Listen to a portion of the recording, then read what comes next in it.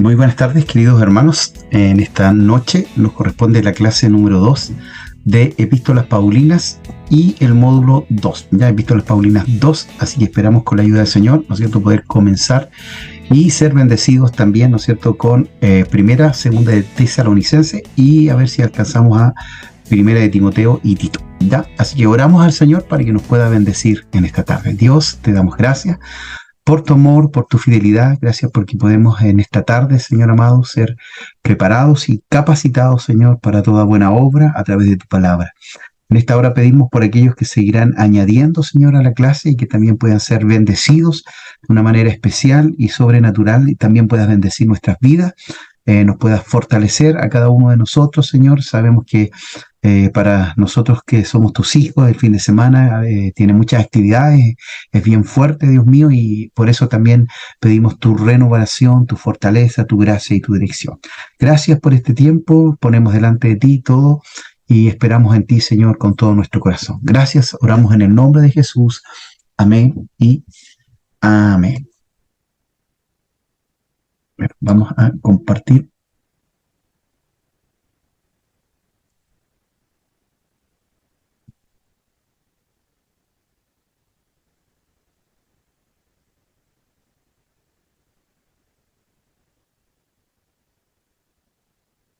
La primera carta de Pablo a los tesalonicenses. Esta es probablemente la carta de Pablo más temprana que tenemos, y su trasfondo se encuentra en el libro de Hechos, cuando Pablo y su colaborador Silas fueron a la antigua ciudad griega de Tesalónica. Y después de tan solo un mes, hablándole a las personas sobre las buenas nuevas de Jesús, un gran número de judíos y griegos comprometieron su lealtad a Jesús y formaron la primera comunidad de iglesias ahí. Pero se estaban cocinando los problemas. El anuncio de Pablo de que el Jesús resucitado era el verdadero Señor del mundo trajo sospechas. Así que los cristianos en Tesalónica eventualmente fueron acusados de desafiar al César, el emperador romano, cuando decían que había otro rey, Jesús. Y esto llevó a una persecución tan intensa que Pablo y Silas tuvieron que huir de la ciudad. Y esto fue doloroso para ellos, porque amaban mucho a las personas que estaban ahí. Así que esta carta es el intento de Pablo de volver a conectarse con los cristianos en Tesalónica. Después, Pablo recibió un reporte de Timoteo diciendo que ellos estaban muy bien y que estaban floreciendo a pesar de la intensa persecución. Él diseñó la carta en base a dos movimientos principales. Primero, una celebración de la fidelidad de ellos hacia Jesús, y luego, un reto a seguir creciendo como seguidores de Jesús. Y entonces, estos dos movimientos están rodeados de tres oraciones. La carta inicia con una oración de acción de gracias. Los dos movimientos están unidos por una oración de transición, y luego, la carta entera cierra con una oración final. Es un diseño hermoso. Pablo inicia dando gracias y celebrando la fe de los tesalonicenses, su amor por los demás y su esperanza en Jesús a pesar de la persecución. Él continúa relatando la historia de cómo se convirtieron, cómo ellos solían ser politeístas idólatras y cómo ellos estaban viviendo en una cultura donde todo en la vida estaba permeado por las instituciones y las prácticas que honraban a los dioses griegos y romanos. Y Pablo habla de cómo ellos dejaron a aquellos ídolos para servir al Dios vivo y verdadero, y cómo ahora están esperando la venida del Hijo de Dios desde el cielo. Así que, en una ciudad como Tesalónica, transferir tu lealtad hacia el Dios creador de Israel y al Rey Jesús tenía un costo: aislamiento de tus vecinos y hostilidad de tu familia. Pero para los tesalonicenses, el sobrecogedor amor de Jesús, quien murió por ellos, y la esperanza de su regreso, hacía que todo ello valiera la pena. Pablo luego hace un recuento de la historia de su misión en Tesalónica y de las queridas amistades que él formó allí con las personas. Aquí él usa metáforas realmente íntimas. Ellos lo trataron como su hijo y él se hizo como su madre.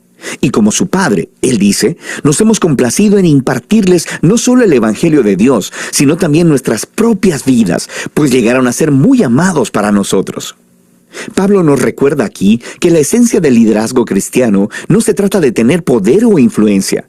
Es acerca de relaciones saludables y del servicio humilde y amoroso. Pablo les recuerda que jamás les pidió dinero. Él simplemente fue a amarlos y a servirles en el nombre de Jesús.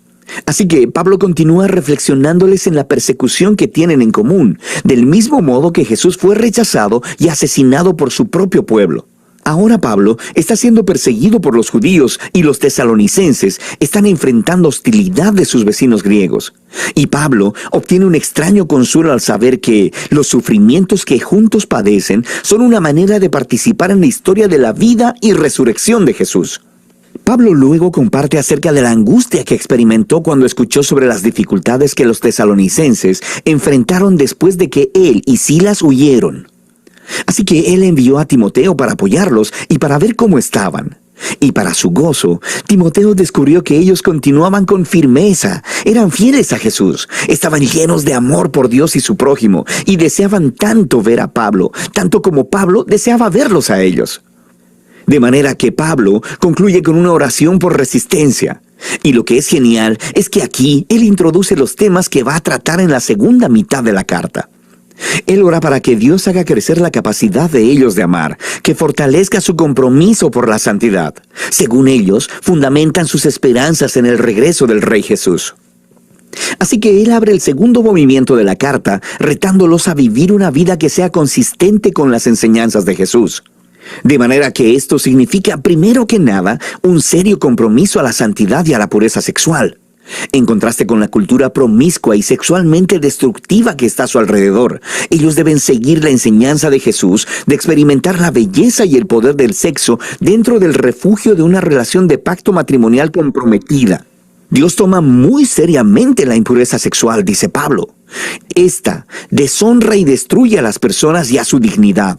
Seguir a Jesús también significa un compromiso de amar y servir a los demás.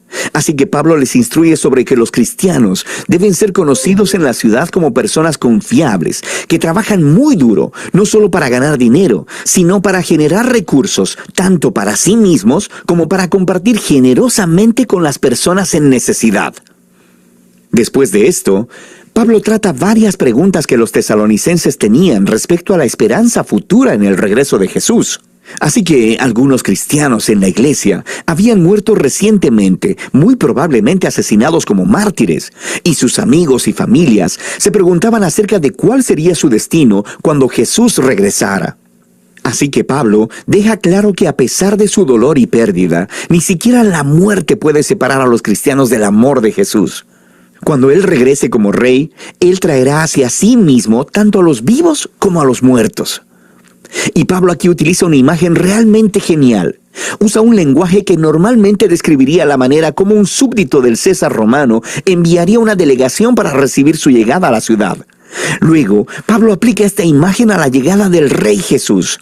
Cristo también será recibido por una delegación de su pueblo, quienes se encontrarán con el Señor en el aire, le dan la bienvenida y lo escoltan de vuelta a este mundo, donde Él establecerá su reino de justicia y de paz. Pablo quiere entonces que los tesalonicenses vean cómo esta esperanza debe motivarlos a la fidelidad a Jesús. Así que Pablo se burla de la famosa propaganda romana que dice que es el César quien trae paz y seguridad. Por supuesto, la paz romana venía a través de la violencia, a través de esclavizar a sus enemigos y de la ocupación militar. Y Pablo advierte que Jesús regresará un día como rey y confrontará esta clase de injusticia. Los seguidores del Rey Jesús deben vivir en el presente como si ese día futuro ya estuviera aquí, a pesar de la oscuridad de la maldad humana a su alrededor. Ellos deben permanecer sobrios y alertas, mientras la luz del reino de Dios resplandece aquí en la tierra, tanto como en el cielo. Pablo concluye todas estas exhortaciones con una oración de esperanza, de que Dios permee sus vidas con su santidad, que los diferencie para que sean completamente devotos y sin culpa hasta el día del regreso del Rey Jesús. Primera de Tesalonicenses nos recuerda que desde el principio, el seguir a Jesús como Rey ha producido una manera de vivir contracultural o santa, y que esto a veces generará conflicto y sospecha entre nuestros vecinos. Pero la respuesta de los seguidores de Jesús a esta hostilidad siempre debe ser el amor, enfrentando la oposición con gracia y generosidad. Y esta manera de vivir está motivada por la esperanza en el reino venidero de Jesús que ya comenzó con su resurrección de entre los muertos. Así que de eso se trata Primera de Tesalonicenses: santidad, amor y esperanza futura.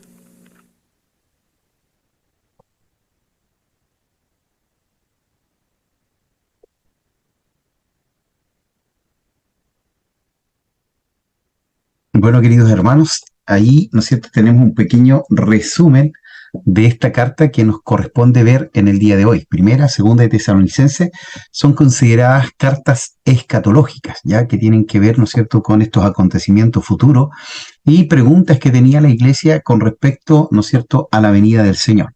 Así que en esta hora vamos a compartir, ¿no es cierto?, allí pantalla nuevamente.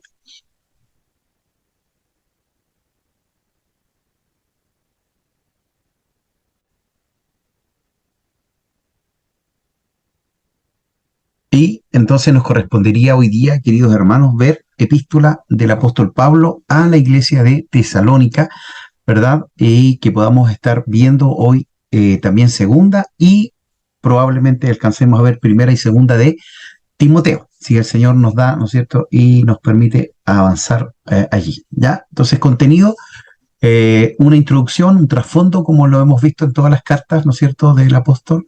El tema de estas cartas de primera y segunda de Tesalonicenses, el autor, lugar, la fecha en que fueron escritas, el destinatario, propósito, contenido, resumen de cada epístola y algunas características especiales, ¿no es cierto?, palabras claves, doctrinas y pasajes famosos, como también ya lo hemos visto, ¿verdad?, en las cartas anteriores. Ya ahí está Tesalónica, ¿no es cierto?, cerca de Filipo, aquí en Macedonia. Ya ahí está la flechita, ¿no es cierto? Está Filipo y ahí está Tesalónica, ¿no es cierto?, que es hoy Salónica, era una ciudad de la región de Macedonia, de ahí aparece Grecia, ¿no es cierto?, el imperio griego. Su fundador fue Casandro, un oficial al mando de Alejandro el Grande. Asesinó a Olimpia, madre de Alejandro, porque se le opuso y habiendo derrotado a su ejército, se casó con la media hermana de Alejandro, hija de Felipe, por razones políticas, y le pone el nombre de ella, ¿no es cierto?, que es Tesalónica. Ya Roma conquista a Tesalónica y la divide en 4, y Tesalónica fue la capital de Macedonia, la capital, ¿no es cierto?, podríamos llamar de Grecia, y la divide, ¿no es cierto?, allí en 4. Principalmente gentiles, pero había también algunos judíos atraídos allí por el comercio, ¿ya? Entonces, para que usted sepa, ¿no es cierto?, este es el mar Mediterráneo, para acá estaría la botita, ¿no es cierto?, de Roma. ¿A quién le escribe? A los tesalonicenses, ya cuando escribe la carta, cuando funda la iglesia, dice durante su segundo viaje misionero, hoy tengo que apagar la cámara. Ahora sí, no me había dado cuenta. Ya, en su segundo viaje misionero, ¿verdad?, el apóstol, alrededor del 50 después de Cristo, Pablo viajó 160 kilómetros aproximadamente desde Filipo hasta Tesalónica, pasando primero por Anfípolis y por Apolonia. Ya, como era su costumbre, ¿no es cierto?, al llegar a una ciudad, Pablo iba a predicar a la sinagoga, ¿verdad?, de los judíos, y cuando ellos ya no le recibían, ¿no es cierto?, él le predicaba a todos los gentiles, ¿ya? Entonces Pablo disputaba con los judíos de Tesalónica en relación a las escrituras del Antiguo Testamento acerca de la muerte de Jesucristo y su resurrección, ¿ya?, con el fin de demostrar que Jesús de Nazaret era el Mesías prometido, ¿ya? Entonces él mostraba a través de la escritura del Antiguo Testamento que Jesús cumplía, ¿no es cierto?, con las profecías y que era el Mesías que ellos esperaban. Algunos judíos creyeron y enseguida dice algunos prosélitos griegos. Los prosélitos son, ¿verdad?, judíos de otros pueblos, de otras naciones que se circuncidan y se convierten al judaísmo, ¿ya? Entonces ellos son prosélitos, ¿ya? Entonces eran judíos, ¿no es cierto?, eran griegos que se habían judaizado, y también había mujeres, dice, principales de la ciudad que también se convirtieron, ¿ya? Entre los nuevos creyentes se menciona a Jasón, Gayo, Aristarco y Segundo. Ya eso aparece en el libro de Hechos, ¿no es cierto?, en este segundo viaje misionero, donde se funda esta iglesia en Tesalónica. El ministerio fue notorio entre los judíos de Tesalónica, quienes se llenaron de envidia y provocaron un desorden en la ciudad. Entonces, nuevamente, ¿no es cierto?, los judíos, en vez de reconocer a Jesús como el Señor, como el Mesías, ¿verdad?, provocan, ¿no es cierto?, desorden, porque ellos sienten que él no cumple, ¿no es cierto?, como el Mesías, ¿ya? no se dan cuenta de que están rechazando al Mesías que ellos tenían que haber recibido. Dice que de ahí ellos tuvieron que salir a evangelizar a Berea. En Berea Pablo tuvo una experiencia similar a la de Tesalónica, con muchas conversiones seguidas de hostilidad, ya es decir, hubo respuesta al evangelio, pero después venía, ¿no es cierto?, esta enemistad o esta hostilidad. Así que los creyentes sacaron a Pablo de la ciudad saliendo hacia Atenas, mientras Silvano y Timoteo estaban en Berea, ¿ya? Ellos se volvieron, dice, a encontrar con Pablo en Atenas, ¿ya? Y desde entonces Timoteo fue enviado de vuelta a Tesalónica para ver, ¿no es cierto?, lo que estaba pasando allí en la iglesia. Aparentemente Silas viajó posteriormente desde Atenas a Filipo, mientras Pablo viajaba solo a Corinto. Pablo escribió la primera carta a los hermanos de Tesalónica en respuesta a este reporte que trajo Timoteo a Pablo cuando se encontraron en la ciudad de Corinto, ¿ya? Y ahí tenemos, ¿no es cierto?, el segundo viaje misionero, ¿verdad? Dice el segundo viaje misionero, duró uno o 2 años más tarde, del 40 al 51, esta vez Pablo tomó a Silas con él. Recuerden que pelearon con Bernabé por causa de Juan Marcos. Fueron por tierra desde Antioquía, revisitando las iglesias que habían establecido en el primer viaje, y se unieron, ¿no es cierto?, a Timoteo en Listra, ¿verdad? Y de esta región zarparon a la parte norte de Grecia, entrando allí por Filipos. Después fueron a Tesalónica y a Berea, a Atenas, hasta que llegaron a Corinto, ¿verdad?, donde permanecieron por 18 meses, y desde la costa de Corinto tomaron un barco para cruzar hasta Éfeso, un barco, ¿no es cierto?, para cruzar hasta Éfeso. Luego cruzaron el Mediterráneo hasta Cesarea, y de Cesarea fueron a Jerusalén, Damasco y finalmente de regreso a Antioquía, ¿ya? Entonces ahí está todo el recorrido del apóstol Pablo en su segundo viaje misionero. Trasfondo: había pasado, dice, muy poco tiempo desde que Pablo salió de Tesalónica, pasando por Berea, Atenas, y ahora estaba en Corinto. El reporte que le llevó Timoteo fue muy positivo, pero Pablo estaba preocupado porque había dejado muy pronto a esta nueva iglesia de manera providencial debido a la persecución. Eran nuevos creyentes y estaban en persecución y necesitaban instrucción eclesiológica, la doctrina de la iglesia, y escatológica, la doctrina de los eventos futuros o de los últimos tiempos, ¿ya? Tema central de ambas epístolas, ambas cartas a Tesalónica son conocidas como las epístolas escatológicas, ¿ya? Aunque debemos reconocer que tratan bastante el tema del orden dentro de la iglesia, eclesiología, ya que se trataba de una iglesia muy joven que requería instrucción básica en cuanto al orden en la iglesia. Ya los problemas que trata Pablo en esta epístola son completamente diferentes a los que se mencionan en el libro de Gálatas. Ya son problemas de recién convertidos gentiles más que problemas de creyentes judíos. Por ejemplo, la fornicación, la pereza eran pecados poco vistos en las comunidades judías, ya que la ley se inculcaba desde temprana edad a los niños, y estos tipos de pecados eran refrenados desde la juventud. Los gentiles, por el contrario, no tenían este tipo de formación como los judíos, y las relaciones sexuales se practicaban de acuerdo a la conveniencia de cada quien, no de acuerdo a lo que decía la ley de Dios. Por eso Pablo exhorta a los tesalonicenses en cuanto a la pureza sexual, a trabajar industriosamente y a conducirse con prudencia para con los de afuera. Entonces aquí vemos, ¿no es cierto?, el contexto distinto de aquellos que venían desde el judaísmo, ¿no es cierto?, que era una religión, ¿verdad?, más limpia, más pura, ¿no es cierto?, tenían un solo Dios. Bueno, ellos no reconocieron a Jesús como el Mesías, ¿ya? Pero, ¿verdad?, al venir, ¿no es cierto?, con pureza, porque ellos sabían que el adulterio era pecado, que la idolatría era pecado, ¿verdad?, que la pereza también era pecado. Entonces ellos eran hombres que trabajaban, hombres que tenían su esposa, su familia, y la guardaban. No así los gentiles. Por el contrario, dentro de su paganismo, dentro de su idolatría, estaba, ¿no es cierto?, el sexo. Habían profetisas, habían, ¿no es cierto?, dentro de los cultos que ellos ofrecían, que eran verdaderas prostitutas sagradas, ¿verdad? Entonces para ellos era normal el adulterio, la fornicación, ¿verdad?, las orgías sexuales, y por eso el apóstol tiene que, ¿no es cierto?, poner en claro, ¿no es cierto?, que ellos tenían que ser puros sexualmente, trabajar, ¿verdad?, honradamente, y conducirse con prudencia con la gente de afuera, ¿ya? Y con respecto al tema escatológico de los últimos tiempos, o eventos futuros.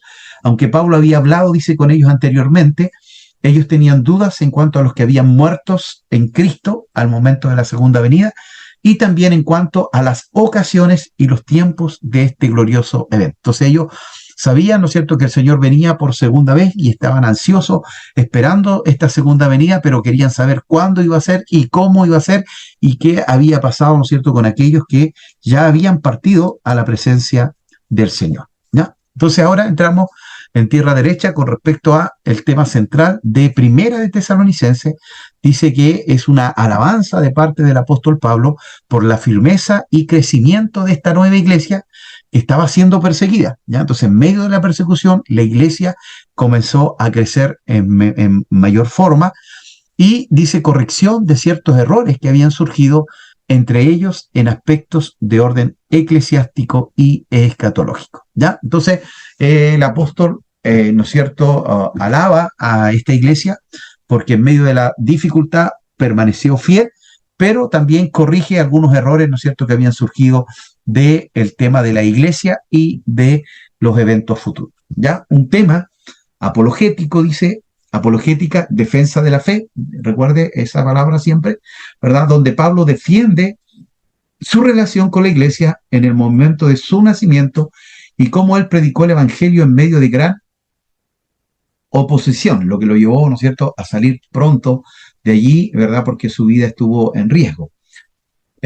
Dice también, aparentemente Pablo había sido difamado por algunos que decían que él era un engañador, que solo predicaba para tener alguna ganancia mercenaria, ¿ya? Entonces también tiene que defender su ministerio o su apostolado. Un tema eclesiástico describiendo el retrato de una iglesia sana en crecimiento, ¿ya? Es decir, la iglesia que es sana es una iglesia que va creciendo y que Dios va trayendo a aquellos que han de ser salvos. Un tema pastoral dando ejemplo de su amor y relación como pastor con sus ovejas, ya, ¿no es cierto?, también una preocupación de parte del apóstol al tener que haber salido tan pronto de esta iglesia y no pudiendo haberse quedado un poco tiempo más con ellos. Un tema escatológico viendo los eventos del futuro y la esperanza de la iglesia, ya, es decir, la esperanza es que el Señor viene por su pueblo. Un tema misionero también relacionado a la proclamación del evangelio y la fundación de las iglesias. Ahora, el tema central, vamos a ver en paralelo las dos cartas porque son muy relacionadas, ¿verdad?, y que atienden a este tema escatológico. Segunda de Tesalonicenses dice acción de gracias de Pablo por el crecimiento que tuvo esta iglesia en amor, en fe y en paciencia, ¿verdad?, de los tesalonicenses, y algunas aclaraciones adicionales respecto a la doctrina de la segunda venida del Señor, explicando los acontecimientos alrededor de este evento y advirtiendo contra el andar desordenado y su consecuente disciplina en la iglesia. Bueno, ¿qué pasó? Cuando ellos reciben la primera carta, ¿no es cierto?, creen que la venida del Señor es tan inminente que algunos dejan de trabajar, ¿verdad?, y comienzan a vivir a costa de los otros hermanos, ¿ya? Y comienzan a vivir en forma desordenada. Entonces ahí en 2 Tesalonicenses el apóstol Pablo le llama la atención y le dice, ¿no es cierto?, que el que no trabaja no come, ¿ya? Entonces, es verdad, el Señor viene, pero tienen que cumplirse algunas cosas allí, ¿verdad? Y ahí el apóstol se detiene en esto, ¿verdad? Y les llama la atención a aquellos que habían, ¿no es cierto?, dejado sus labores, sus trabajos, porque para ellos la venida del Señor era ya inminentemente, ¿ya? Entonces amplía el tema de la segunda venida del Señor, aclarando que no vendrá sin que antes ocurran ciertos acontecimientos, y amonesta a los que andan desordenadamente, demandando a la iglesia que ejerzan disciplina para con esto, ¿ya? La disciplina siempre está, ¿no es cierto?, con amor, siempre la disciplina es para restaurar, ¿no es cierto?, y para levantar la iglesia, ¿ya? Este cuadrito lo hemos visto ya en todas las cartas, ¿verdad? Y aparece que, ¿no es cierto?, estas cartas son una de las primeras cartas que escribe el apóstol Pablo, ¿no es cierto?, y son para la iglesia de Corinto, la iglesia de primera y segunda, ¿no es cierto? Bueno, desde Corinto, perdón, escribe a Gálatas y escribe también primera y segunda de Tesalonicenses, ¿ya? Entonces ya habíamos visto este cuadrito al principio, ¿verdad?, que Tesalónica quedaba muy cerca de Filipos, ya, así que para que también usted ahí lo tenga en claro. Ahora, propósitos, necesidades que quería cubrir el apóstol Pablo, ¿no es cierto?, en esta iglesia en Tesalónica. Dice, era una iglesia muy joven que tenía que madurar y expandirse. Ya recuerde que al venir al Señor, nosotros debemos ir creciendo en la gracia y en el conocimiento del Señor. No podemos quedarnos estancados, ¿no es cierto?, esperando, ¿no es cierto?, la venida del Señor, sino que tenemos que ir creciendo en madurez, creciendo en fe, creciendo en amor. La presión, dice, y la persecución habían aumentado. Comienza una persecución bien fuerte en contra de la iglesia, pero gracias al Señor la iglesia se mantiene firme, ¿no es cierto?, sembrando la palabra y creciendo también. La semilla de la falsa doctrina concerniente a la venida del Señor se había sembrado, y algunos andaban desordenadamente. Algunos señalaban que el Señor ya había venido, así que ya no había una segunda venida, el Señor ya había venido, así que no tenían que seguir esperando la venida del Señor. Algunos dejaron de trabajar, ¿no es cierto?, y andaban desordenadamente porque no tenían una adecuada comprensión sobre este tema. Otros pensaban que el Señor venía ya hoy, así que ¿para qué trabajar, ¿no es cierto?, para qué hacer, ¿no es cierto?, cosas si el Señor venía, ¿ya? Y pensaban que la venida de Cristo era algo tan inminente que algunos dejaron de trabajar, lo que acabamos de señalar hace un momentito atrás, ¿ya? Entonces tenemos propósitos tanto para la primera carta de Tesalonicenses como para la segunda carta de Tesalonicenses. La primera carta es animar a la iglesia en Tesalónica por su crecimiento, contestar falsos alegatos, consolar al rebaño que está siendo perseguido, a través de expresar el gozo por la fe que tenían ellos, ¿no es cierto? El apóstol expresa la alegría y el gozo de saber que ellos no se han apartado del camino del Señor, sino que han permanecido fieles, recordándoles la importancia de la pureza moral, ya, es decir, que tienen que dejar las costumbres, ¿no es cierto?, de su vieja naturaleza, ¿no es cierto?, o de su vieja nacionalidad, condenando, dice, el estilo, ¿no es cierto?, de vida holgazán. Ya muchos se volvieron perezosos, corrigiendo, dice, un entendimiento incorrecto de los eventos proféticos, eliminando tensiones dentro del rebaño y exhortando al rebaño en los fundamentos de la vida cristiana, ¿ya? Entonces, de esta manera, el apóstol consolaba a la iglesia y al rebaño que estaba siendo perseguido.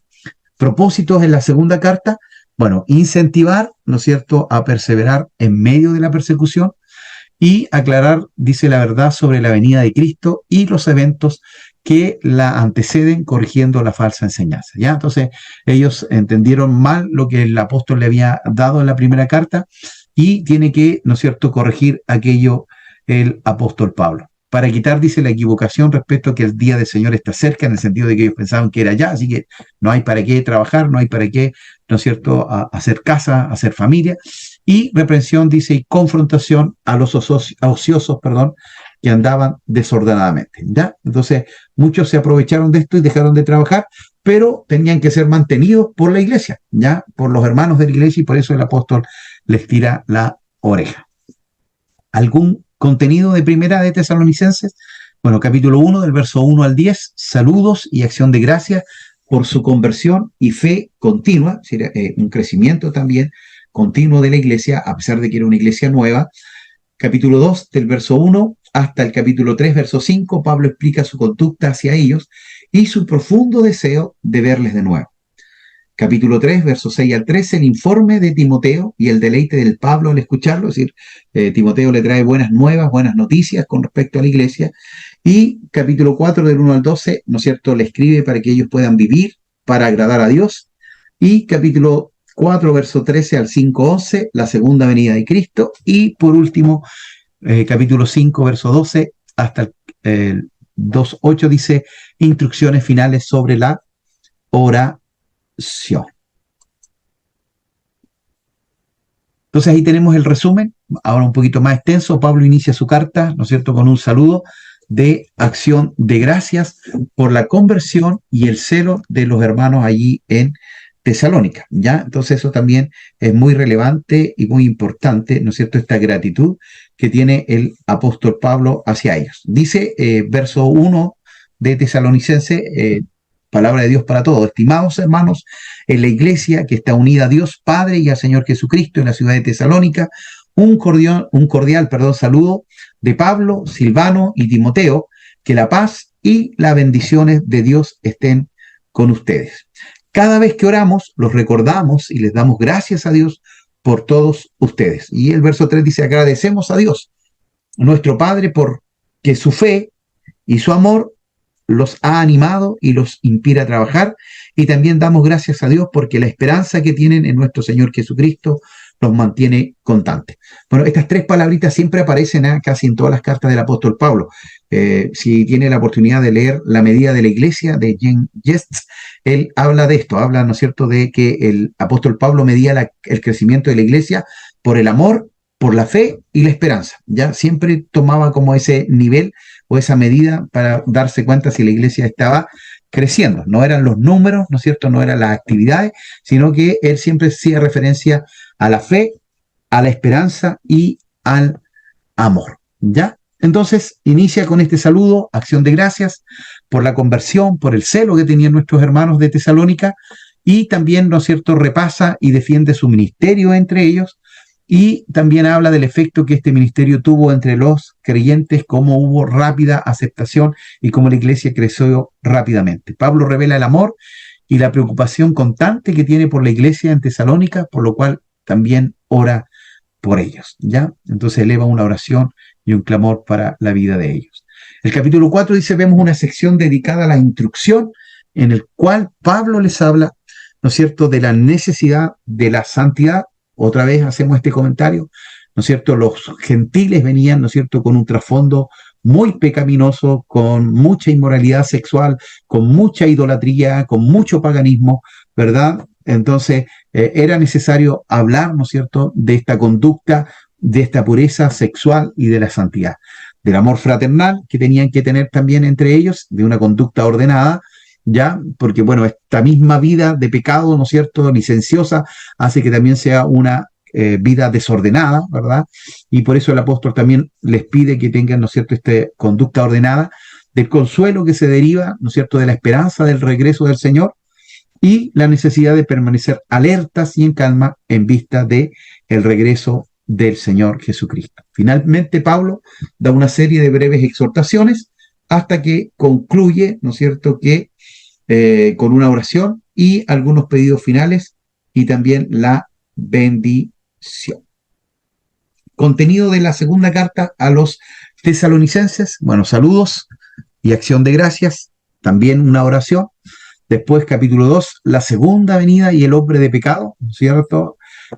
Capítulo 2, verso 13, aliento y petición de oración. Y capítulo 3, del verso 6 al 18, advertencia contra la pereza o la holganacería, ¿no es cierto?, que tenían algunos allí. Ahora, el resumen, bueno, Pablo comienza también con una nota de encomio, ¿no es cierto?, o de aliento, ¿verdad? Y dando gracias a Dios también por nuestros hermanos ahí en Tesalónica. Capítulo 1, verso 1 dice, estimados hermanos de Tesalónica que pertenecen a la iglesia de Dios Padre y del Señor Jesucristo, un cordial saludo de Pablo, Silvano y Timoteo, que la paz y las bendiciones de Dios Padre y del Señor Jesucristo estén con todos ustedes. Y el verso 3, siempre debemos dar gracias a Dios por ustedes, hermanos, es lo justo porque su fe y su amor fraternal están creciendo mucho. Nos sentimos muy orgullosos de ustedes y se lo decimos abiertamente a la iglesia de Dios, aunque han sido perseguidos y están sufriendo muchos problemas, ustedes soportan con toda paciencia y fe. Otra vez, ¿no es cierto? Amor, fe. ¿Ya? Entonces comienza dando, ¿no es cierto?, aliento y gracias por el incremento de la fe y el amor de estos hermanos, notando que este proceso de crecimiento ha sido adquirido en medio de las persecuciones.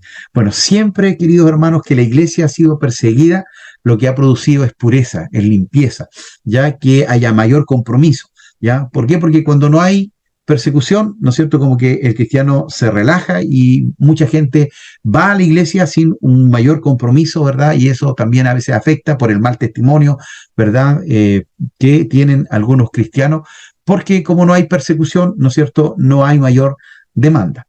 Tenemos también que Pablo asegura a sus lectores que la posición de perseguidor y perseguido será invertido en el tiempo del regreso de Cristo. Recuerde que Él vendrá ya no como cordero, como vino en la primera venida, ¿no es cierto? Él vino como un cordero que murió en la cruz del Calvario, que guardó silencio, que enmudeció, ¿verdad? Que no alzó su espada, ni siquiera su voz, ¿verdad? Para salvar a toda la humanidad, pero su segunda venida va a ser como juez, va a ser, ¿no es cierto?, con una espada para juzgar a las naciones, ¿ya? Entonces, por eso habla, ¿no es cierto?, de este cambio en la segunda venida del Señor, donde vendrá juicio para aquellos que no quisieron o que rechazaron, ¿no es cierto?, al Señor y a la iglesia. Dice, ¿quién dará descanso a sus santos que fueron afligidos y dará castigo eterno a aquellos que los han atribulado? ¿Ya? Así que eso nos da esperanza, querido hermano, si estés viviendo tiempos complejos, difíciles, que vendrá el momento que también, ¿no es cierto?, Dios nos dará la recompensa, nos dará la paz, el descanso, ¿verdad? Y también, ¿no es cierto?, ese abrazo tan maravilloso que lo tenemos desde ya, ¿verdad? Pero en ese momento también seremos, ¿no es cierto?, cobijados por su gracia y por su amor. Esto abre, dice, paso a la sección principal de la carta que trata del día del Señor, que aparece muchas veces en el Antiguo Testamento, pero este día del Señor, ¿no es cierto?, es un día de juicio, ¿ya? Dice, es el día de la manifestación gloriosa de Jesucristo cuando venga por segunda vez a la tierra a buscar a los suyos, pero también a juzgar a sus enemigos, ¿ya? Entonces se va a cerrar la puerta del arca, ¿no es cierto?, como pasó con el arca de Noé, se va a acabar la gracia, ¿no es cierto?, y va a venir el juicio de Dios para los enemigos de la cruz. Las señales que anuncian la llegada de este gran día son apostasía. ¿Qué es apostasía?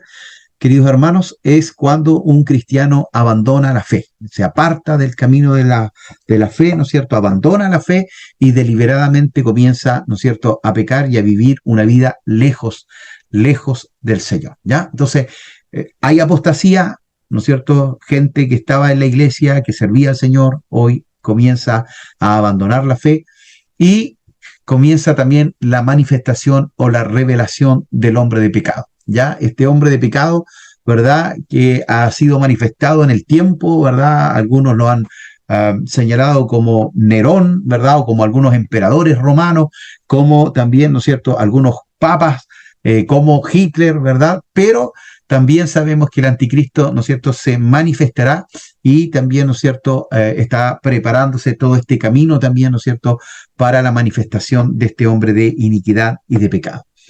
En la soberanía de Dios, dice, y en su providencia existe una influencia que restringe y evita que este misterio o ministerio de iniquidad logre el dominio supremo e impío. ¿Ya? Hay algo que detiene, es la iglesia, hay algo que detiene a este hombre de pecado, el Espíritu Santo, hay algo que detiene, ¿no es cierto?, a esta manifestación, son los hijos de la luz, ¿verdad? Es la presencia del Espíritu Santo en la tierra a través también de la iglesia.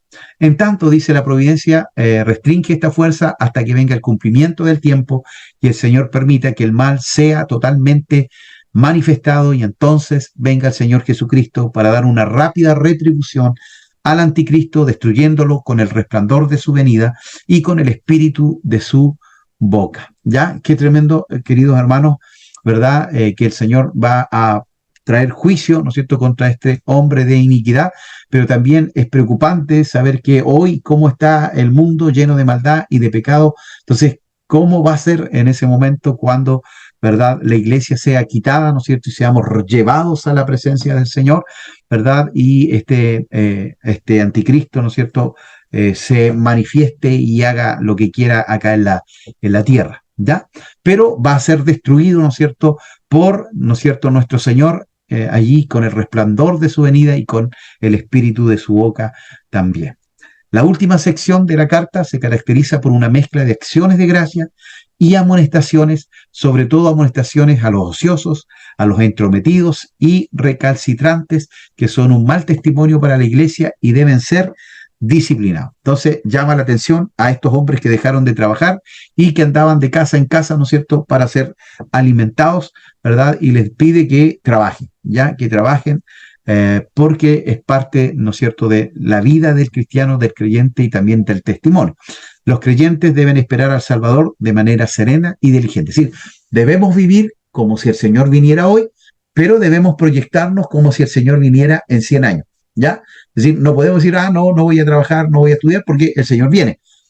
Sí, el Señor viene. Tenemos que vivir en santidad, en integridad, sabiendo que Él puede venir hoy, puede venir mañana. Nadie lo sabe, ni el día ni la hora, sino mi Padre, dijo el Señor Jesucristo, que está en los cielos, ¿verdad? Pero mientras también yo tengo que ver, bueno, qué tengo que hacer, llegar a otros, ir por todo el mundo y predicar el Evangelio, cómo podemos ser impacto en medio de una sociedad que está, ¿no es cierto?, en tinieblas y en oscuridad.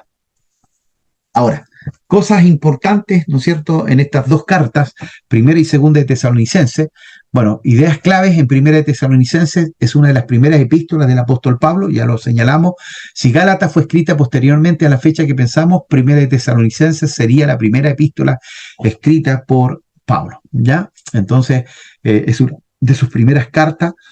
Pablo solo expresaba una idea corta del tamaño de un versículo para cada exhortación, ya en contraposición con otras iglesias como en Corintios, donde él usaba capítulos enteros para describir un tema, ¿ya? Entonces acá usaba frases cortas para tocar un tema, tocar otro tema, y cada capítulo de primera de Tesalonicenses termina con una referencia a la segunda venida de Cristo, y por eso declaramos o señalamos, ¿no es cierto?, que es una carta escatológica, porque habla, ¿no es cierto?, de que el Señor viene. Maranata, Cristo viene, pero se tienen que cumplir ciertas cosas, ¿verdad? Y ellos pensaron que era tan inminente que dejaron de trabajar. Segunda de Tesalonicenses, al igual que primera, abunda en material escatológico y profundiza, ¿no es cierto?, aún más el tema de los eventos relacionados con la venida de nuestro Señor Jesucristo, ¿ya? Para que ellos lo tuvieran claro y estuvieran preparados, pero también pudieran desarrollar, ¿no es cierto?, la obra de Dios en la tierra, mientras, ¿no es cierto?, viene el Señor Jesucristo. Y obviamente toca el tema de la disciplina para aquellos que andan en forma desordenada. Entonces la disciplina con amor produce restauración y produce crecimiento, hermano, porque cuando nosotros no disciplinamos también esto produce, ¿no es cierto?, daño, herida.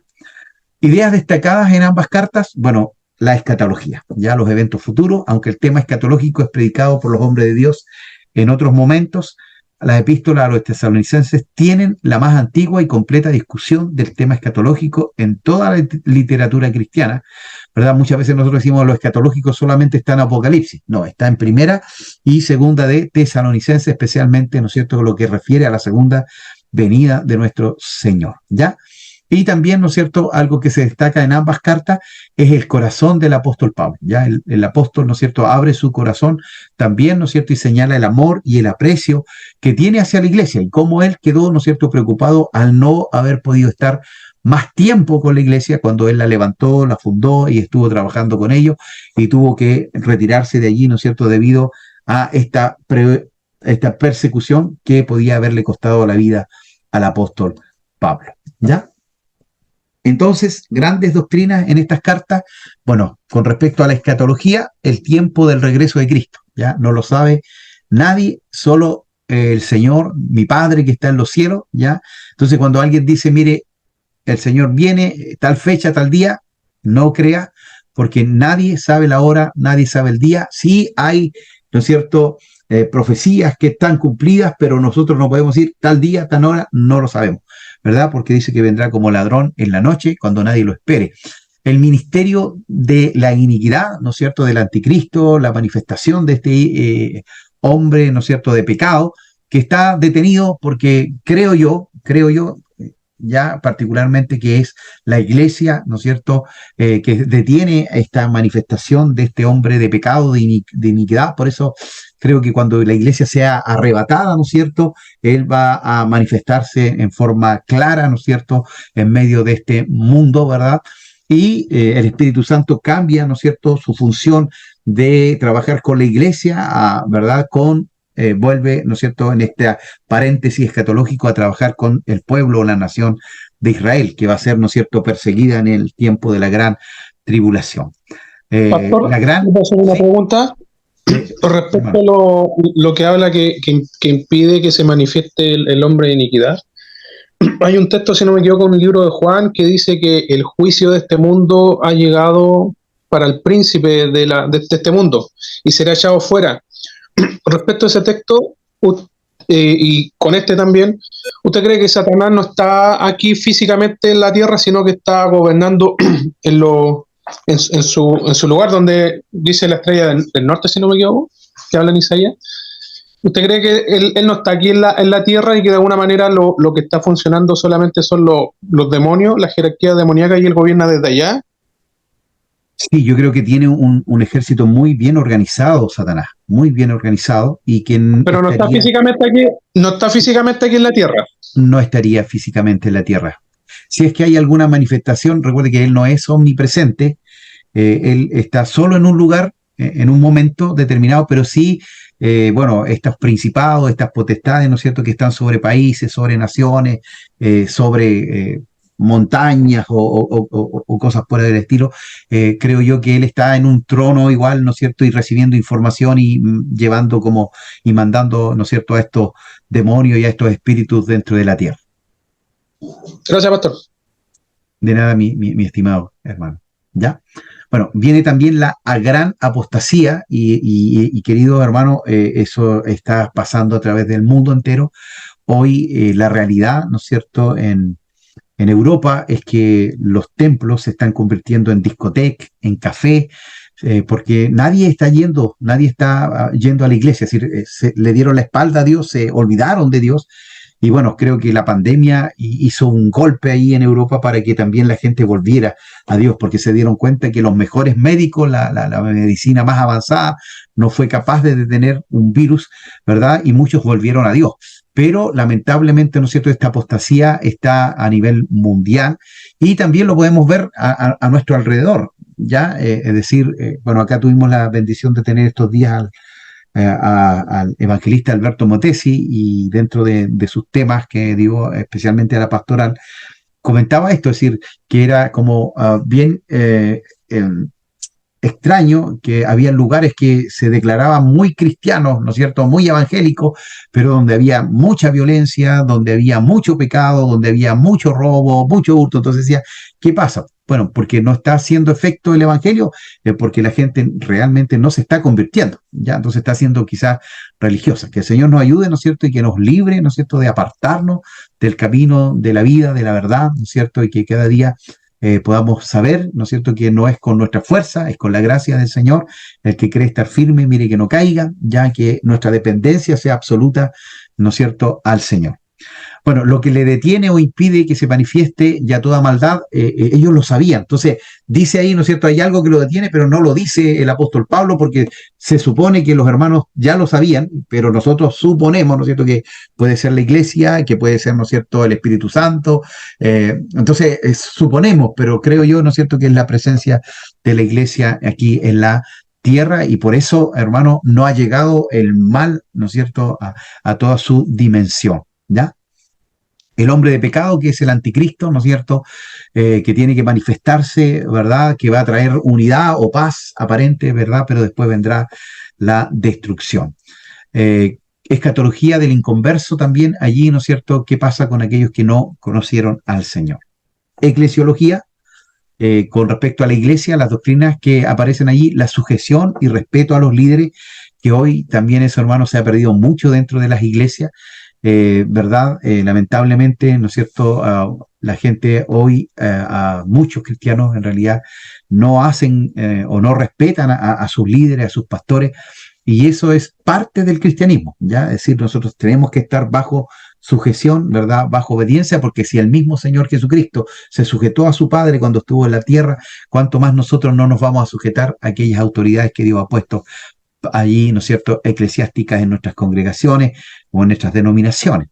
También exhorta, ¿no es cierto?, a la mutua edificación, ya alienta, anima, pero también, ¿no es cierto?, que no solo dependamos de Dios, sino que también nos edifiquemos los unos a los otros, y recomendaciones fundamentales para la vida cristiana, ¿ya? Entonces, ¿qué hace la diferencia, ¿no es cierto?, entre el cristiano, ¿verdad? Porque está el creyente, está el discípulo y está el líder, ¿no es cierto? Entonces cada vez vamos a ir creciendo, vamos a ir conociendo más al Señor, más de la gracia del Señor, y siempre estamos siendo formados, siempre estamos siendo, ¿no es cierto?, transformados. Ya ayer domingo predicaba en una congregación aquello, es decir, Pedro, en el tiempo de los evangelios, Pedro fue un discípulo, ¿no es cierto?, que vivió con el Señor Jesucristo 3 años y medio, donde conoció al Señor, los milagros, pero aún así termina negándole.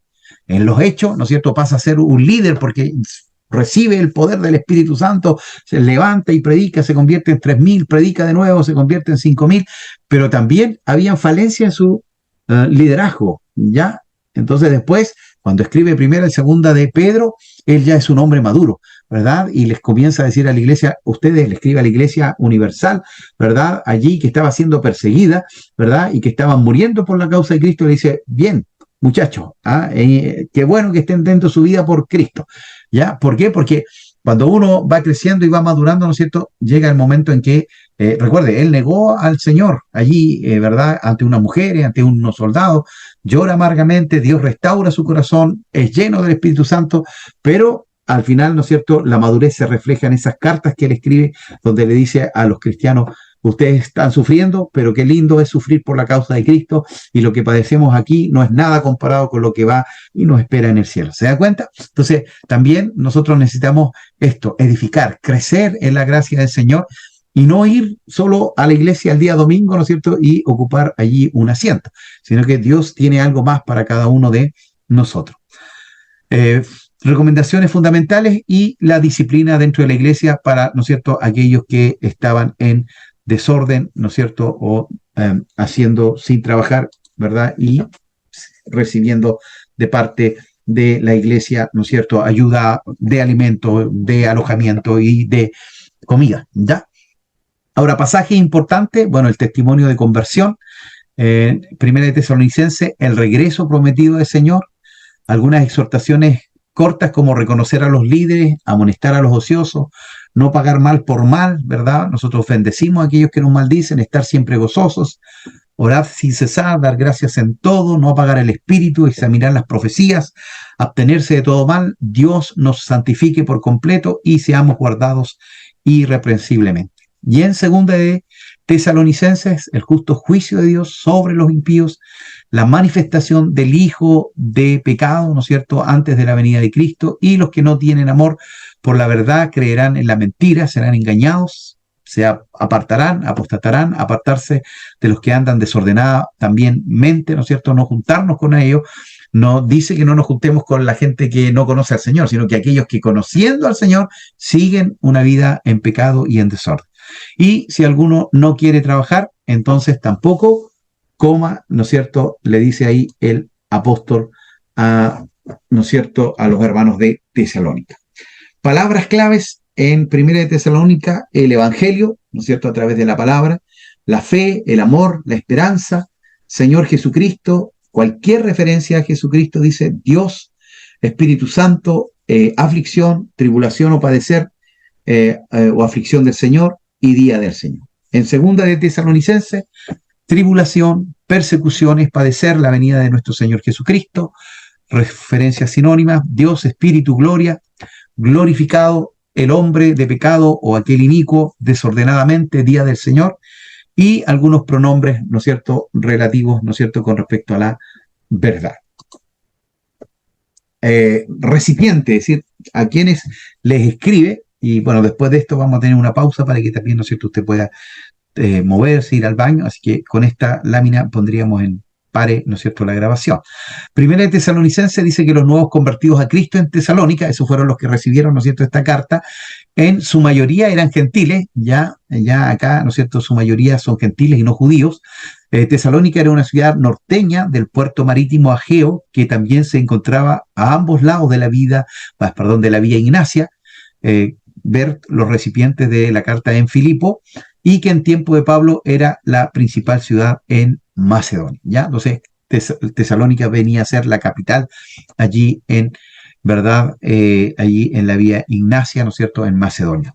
En segunda Tesalonicenses, también los mismos recipientes, nuevos convertidos a Cristo en Tesalónica, en su mayoría gentil, ¿verdad? Tesalónica era una ciudad norteña, bueno, y encontraba, bueno, son los mismos recipientes en realidad, por eso se repite la misma información, porque es para la misma iglesia, ¿no es cierto?, para la misma pueblo. Hermanos, ¿alguna consulta, pregunta con respecto a lo que hemos estado viendo hasta aquí? Después tendríamos un recreíto de unos 10 minutos para que podamos volver y seguir con estas cartas. ¿No? ¿Ninguna? Entonces voy a... Entonces estábamos viendo, ¿no es cierto?, la carta que le escribe el apóstol Pablo a los hermanos de Tesalónica, primera y segunda, ¿no es cierto? Y bueno, los recipientes o quienes reciben, ¿no es cierto?, son la misma iglesia, la iglesia de Tesalónica, ¿verdad?, que eran creyentes nuevos que estaban siendo perseguidos y en su mayoría eran gentiles, ¿ya? Ahora, primera de Tesalonicenses, ¿no es cierto?, tiene una ocasión y es que Timoteo, ¿no es cierto?, trae de regreso las noticias después de haber ido a visitar la iglesia, donde, ¿no es cierto?, Pablo se recibe estas noticias, ¿no es cierto?, y también se alegra. Dice, el regreso de Timoteo hasta Corintio, en donde estaban Pablo y Silas. Timoteo había sido enviado a Tesalónica para ver cómo les iba a los nuevos creyentes, ¿ya? Entonces, recibe esta información y ahí se produce la primera carta de el apóstol a los hermanos de Tesalónica. La segunda carta dice allí, Pablo ha recibido noticias de que algunos, ya, ¿no es cierto?, probablemente por palabra profética, han hablado en nombre de Pablo, diciendo que el día del Señor o la venida de Cristo ya ha ocurrido, es decir, ya vino, ya pasó, y además el hecho de que los perturbadores ociosos mencionados en la primera epístola no han enmendado su manera de ser, ¿sí? Siguen flojeando, ¿no es cierto?, y no trabajan, ¿ya? Entonces, por eso debe escribir esta carta, ¿no es cierto?, de primera de Tesalonicenses y segunda de Tesalonicenses, ¿ya? Énfasis en, ¿no es cierto?, primera de Tesalonicenses es la preocupación amorosa de Pablo por sus amigos en Tesalónica, el sufrimiento como parte de la vida cristiana y la santidad con respecto a los asuntos sexuales, ¿ya? Debido, ¿no es cierto?, a esta ¿verdad?, naturaleza pecaminosa con la cual venían, ¿no es cierto?, los gentiles, ¿no es cierto?, dentro de su cultura o dentro también de su forma de ser, que lamentablemente, ¿no es cierto?, dañaba el testimonio también de la iglesia, ¿ya? Entonces, tiene que ver con la necesidad de cada uno haga su propio trabajo y no viva a costa de la generosidad de otro, que habían algunos que se estaban aprovechando, ¿no es cierto?, de esta generosidad de los hermanos, y la resurrección de los cristianos muertos y la preparación, ¿verdad?, para la venida de nuestro Señor Jesucristo, ¿ya? Y la seguridad, dice, de la salvación de los creyentes tesalonicenses, el juicio y la seguridad de este sobre los perseguidores. El día del Señor todavía está por venir y será precedido por la rebelión. Aquellos que están ociosos y son perturbadores deben trabajar para ganarse el pan diario, ¿ya? Entonces, quisiera compartirles el videíto de segunda de Tesalonicense, ¿verdad? Para que también usted lo pueda... Tesalonicenses.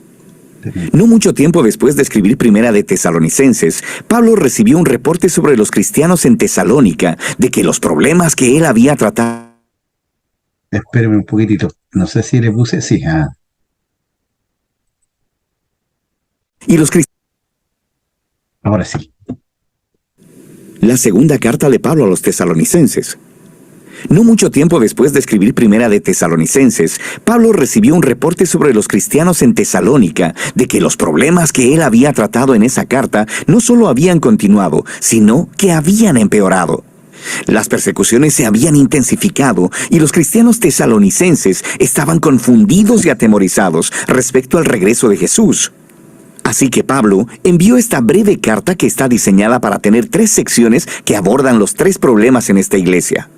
Pablo primero ofrece esperanza en medio de su persecución continua y ofrece claridad acerca del venidero día del Señor. Y luego, finalmente, él reta de manera muy específica a las personas ociosas que se negaban a trabajar con normalidad. El final de cada una de estas secciones está marcado claramente con una breve oración final. Pablo inicia con una oración de acción de gracias por el continuo amor y fidelidad de los tesalonicenses, y específicamente por su perseverancia. Él se ha enterado de que sus vecinos griegos y romanos, y quizás hasta los judíos, han intensificado la persecución de estos cristianos. Son una minoría religiosa que se enfrenta a una violenta opresión, y Pablo está preocupado de que ellos podrían dejar de seguir a Jesús si la cosa se ponía peor. Así que Pablo les recuerda, como lo hizo en la primera carta, que su sufrimiento por estar asociado con Jesús es una manera de participar en el reino de Dios. Jesús fue coronado como rey por su sufrimiento en la cruz, así que sus seguidores mostrarán su victoria sobre el mundo imitando la perseverancia no violenta y paciente de Jesús. Pablo también les recuerda que esto no durará para siempre. Cuando Jesús regrese, Él traerá su justicia y la aplicará a aquellos que los han oprimido y derramado sangre inocente. Específicamente, Él dice que su castigo será la exclusión de la presencia del Señor y de la gloria de su poder.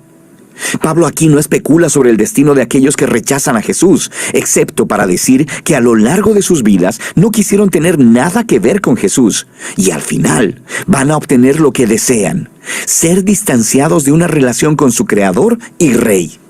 Y para Pablo, esta es la peor de las tragedias: elegir la separación de Jesús, la fuente de toda vida y amor, es abrazar tu propia perdición. Él cierra esta idea orando para que Dios use sus sufrimientos para traer un profundo cambio de carácter dentro de ellos, de modo que sus vidas honren el nombre de Jesús. Pablo entonces pasa a tratar un asunto específico relacionado con el regreso de Jesús y el día del Señor. Alguien en la comunidad de la iglesia en Tesalónica había estado esparciendo información equivocada a nombre de Pablo, diciendo que el acto final de justicia de Dios sobre la maldad humana, el día del Señor, estaba sobre ellos, que ya había llegado. Y esta gente probablemente habían estado prediciendo fechas sobre el final de todas las cosas y estaban asustando a otros cristianos. Y puedes darte cuenta de por qué. Debido a la intensa persecución, eran vulnerables a que alguien dijera que Jesús ya había venido como ladrón en la noche. Ellos habían sido dejados atrás. Quizá Jesús abandonó a los tesalonicenses en su sufrimiento. Estas palabras realmente molestan a Pablo. Están distorsionando su enseñanza. El regreso de Jesús nunca debería inspirar miedo, sino más bien esperanza y confianza. Pablo les recuerda todo lo que les enseñó acerca del regreso de Jesús cuando estaban en la ciudad, y aquí les ofrece un breve resumen. En realidad, esta explicación es demasiado corta. Este párrafo tiene muchos enigmas y problemas de interpretación, pero lo que está claro es que Pablo cita el conocido tema de los profetas Isaías y Daniel, de que los reinos de este mundo continuarán produciendo gobernantes que se rebelan contra Dios, como lo hicieron antes Nabucodonosor o el rey del norte. Estos líderes se habían exaltado a sí mismos, asignándose autoridad divina. Y para Pablo, estos antiguos reyes y profecías nos proveen imágenes y nos muestran un patrón que Pablo vio cumplido en su día, en los emperadores romanos Calígula y Nerón, y esperaba que se repitiera otra vez. Esa historia terminaría con un gobernante profundamente rebelde, empoderado por la maldad misma, alguien que desatará el caos y la violencia en el mundo de Dios, pero no para siempre. Cuando Jesús regrese, Él confrontará al rebelde y a todos los que cometen maldad y liberará a su pueblo. Así que el punto de Pablo aquí no es animar a los futuros lectores a la especulación apocalíptica, sino consolar a los tesalonicenses. Él está recordando las enseñanzas de Jesús en Marcos 13, donde dijo que los eventos que anunciarán su regreso serían muy públicos y evidentes. Así que ellos no necesitan estar atemorizados o preocupados porque fueron dejados atrás. Más bien, deben mantenerse fieles hasta que Jesús regrese para liberarlos. Así que, en su oración final, Él le pide a Jesús y al Padre que consuelen y fortalezcan a los tesalonicenses para que permanezcan fieles en el camino de Jesús. Lo cual lleva a Pablo a su tema final, un reto para aquellos que estaban ociosos, lo cual no significa simplemente que eran perezosos. Se está refiriendo a personas que eran irresponsables y se negaban a trabajar para sostenerse a sí mismos, resultando en vidas personales caóticas. Pablo ya había tratado este problema en su primera carta y parece que se había puesto peor. Ahora, no sabemos con certeza por qué algunas personas en esta iglesia se negaban a trabajar. Es posible que este problema estuviera conectado con el anterior. Quizá algunas personas pensaban que Jesús regresaría muy pronto, así que renunciaron a sus trabajos y dejaron de vivir su vida normal. Pero es más probable que Pablo esté hablando de un problema relacionado con una práctica de cultura romana llamada patronaje.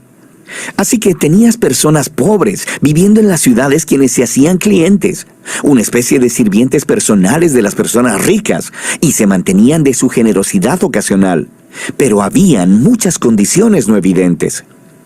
Esto a veces involucraba a los sirvientes en la manera corrupta de vivir de sus patrones, sin mencionar que tenían un salario impredecible.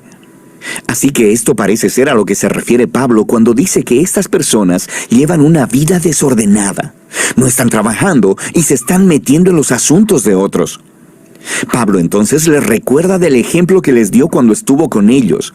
Él no les pidió de su dinero, trabajó para poder sostenerse a sí mismo y para poder servir a los tesalonicenses sin tener que cobrar.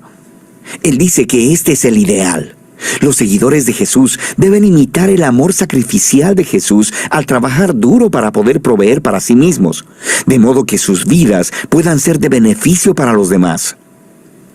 Él concluye con una oración final para que en medio de toda su confusión y sufrimiento, Dios les conceda paz a través del Señor Jesús, el Mesías. Esta breve carta a los tesalonicenses nos ayuda a ver que la creencia de los primeros cristianos sobre el regreso de Jesús y la esperanza del juicio final no eran ideas que procuraran generar especulaciones sobre las fechas de los tiempos apocalípticos. Más bien estas creencias trajeron esperanza, inspiraron fidelidad y devoción a Jesús, especialmente para los cristianos perseguidos que se enfrentaban con violenta oposición. Así que, para las generaciones posteriores de cristianos, ya sea que enfrenten persecución o no, esta carta nos recuerda que lo que esperamos que suceda moldea aquello que motiva tu vida diaria. Y de eso se trata Segunda de Tesalonicenses.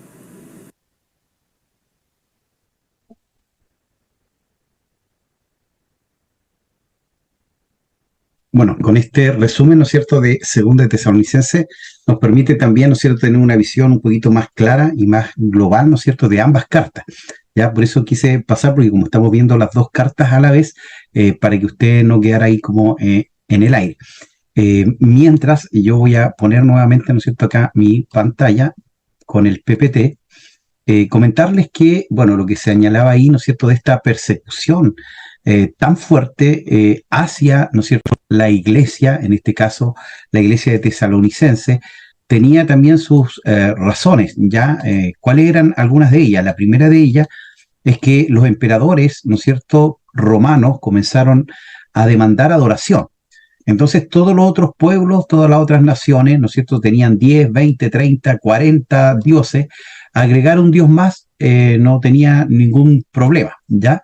Pero tanto para los judíos como para los cristianos, solo, ¿no es cierto?, bueno, para los judíos estaba Dios y Jehová, ¿verdad?, que ellos no reconocieron a Jesús como Dios, pero, ¿no es cierto?, los cristianos sí, ¿no es cierto?, ponían, ¿verdad?, que Jesucristo era el Señor.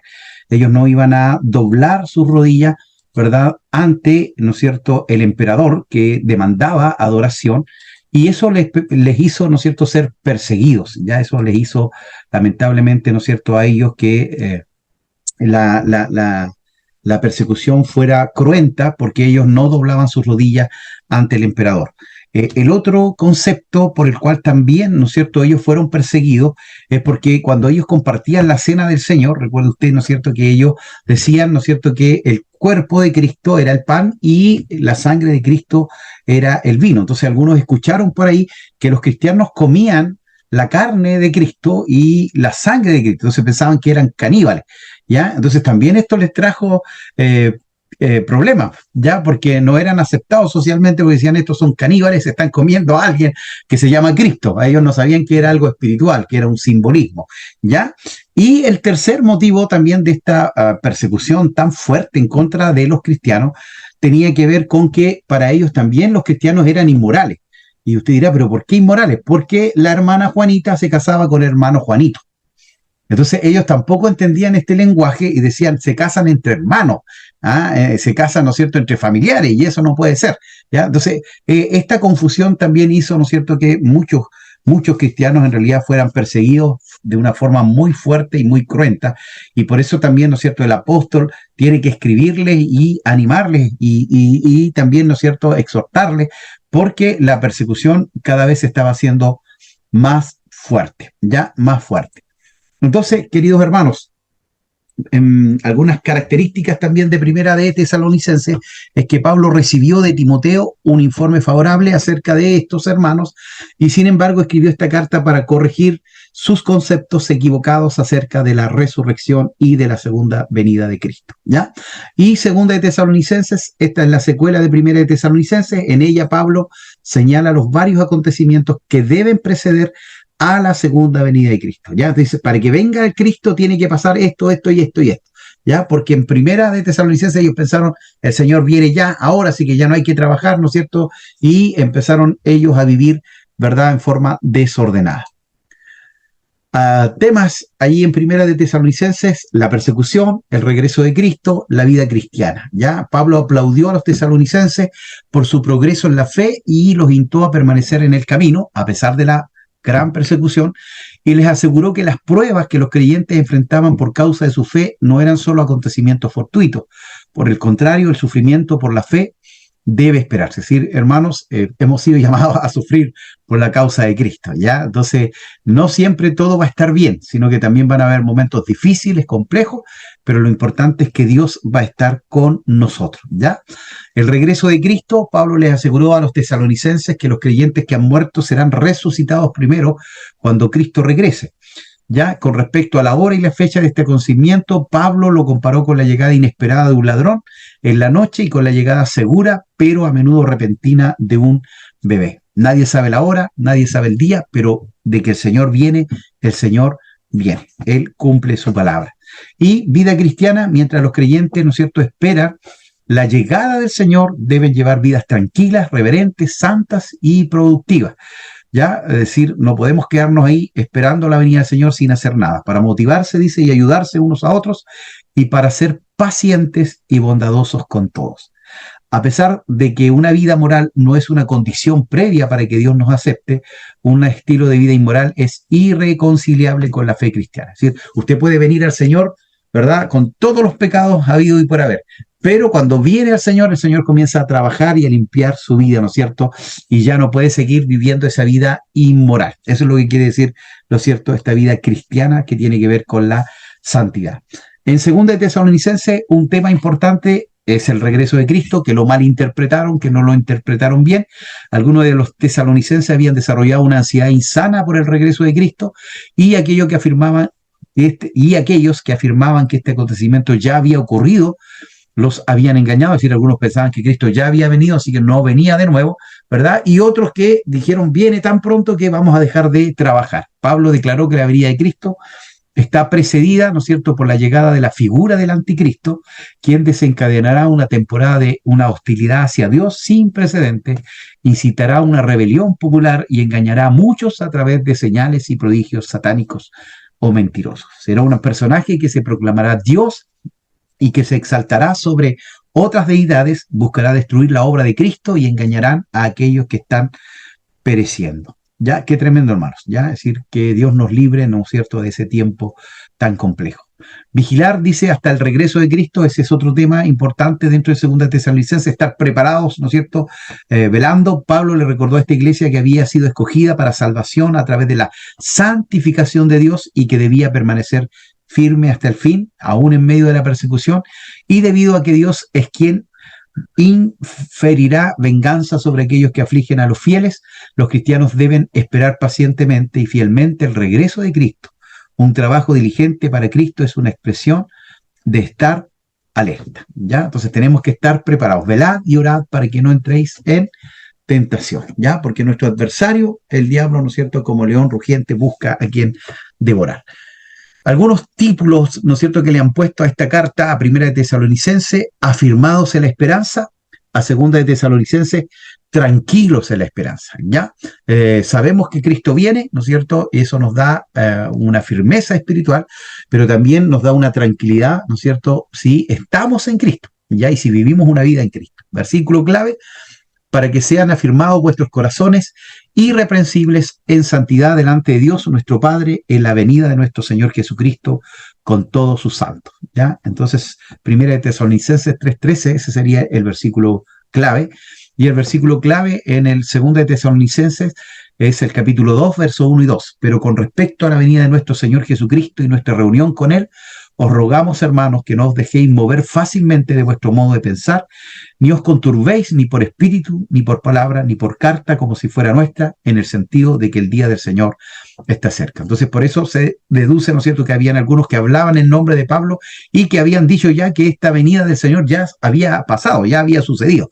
¿Ya? Entonces Pablo dice, no, viene el Señor, pero todavía, ¿no es cierto?, tienen que cumplirse ciertos requisitos, ¿no es cierto?, o ciertas profecías de parte de Dios, ¿ya?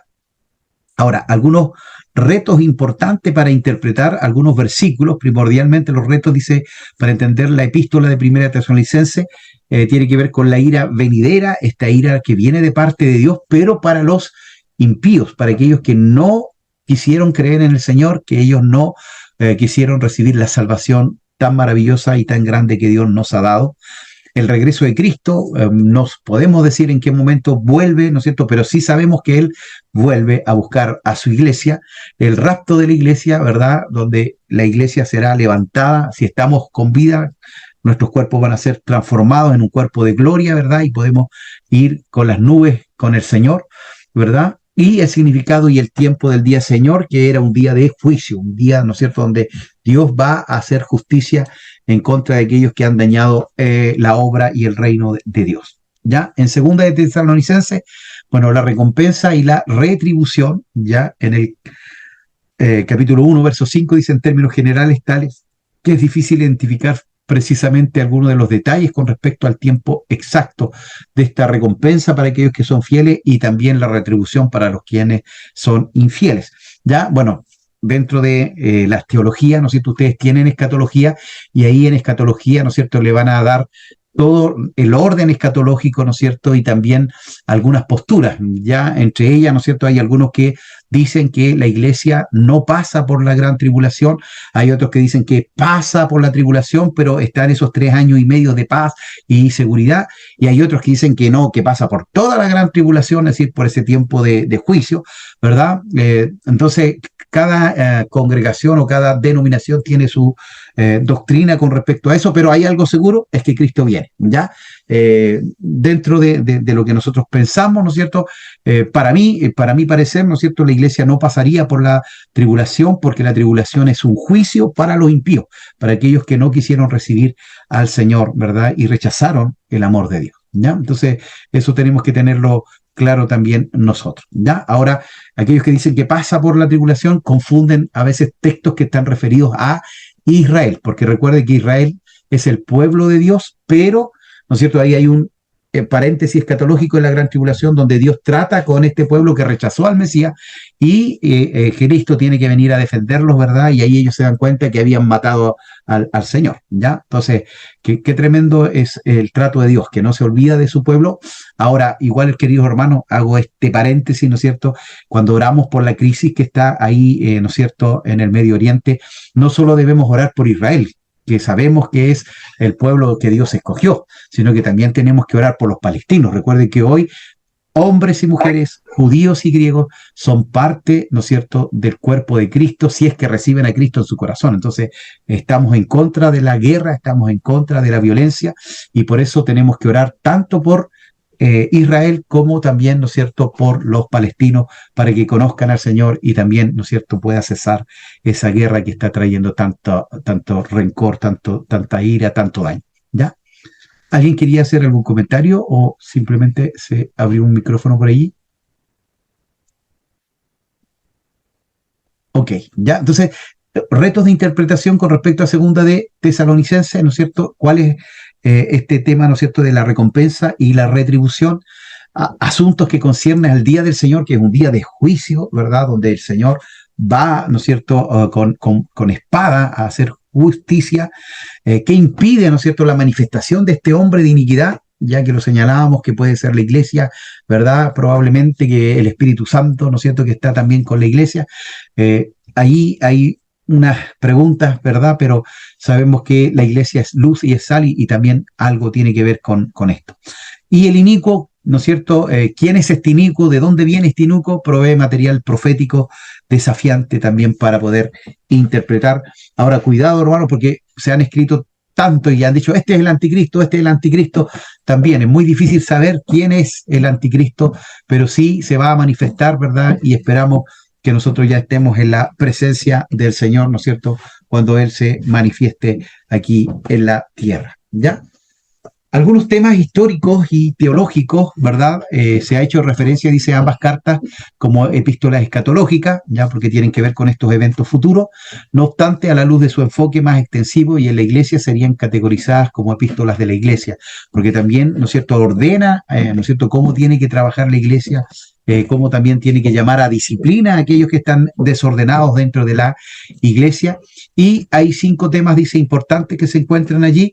El apologético, ¿no es cierto?, que tiene que ver con la defensa de la fe, ¿no es cierto?, una correlación histórica entre Hechos y Primera de Tesalonicenses, un tema eclesiástico de la iglesia, con el retrato de una iglesia sana y creciente, ya, un tema pastoral con el ejemplo de actividades y actitudes del pastor Pablo, ¿no es cierto?, que le escribe a la iglesia de Tesalónica, un tema escatológico de los últimos tiempos, con el enfoque, ¿no es cierto?, a estos acontecimientos futuros, con la esperanza, ¿no es cierto?, de la iglesia que espera a este Mesías, y también un tema misionero con el énfasis en la proclamación del Evangelio y también, ¿no es cierto?, el establecimiento de iglesias.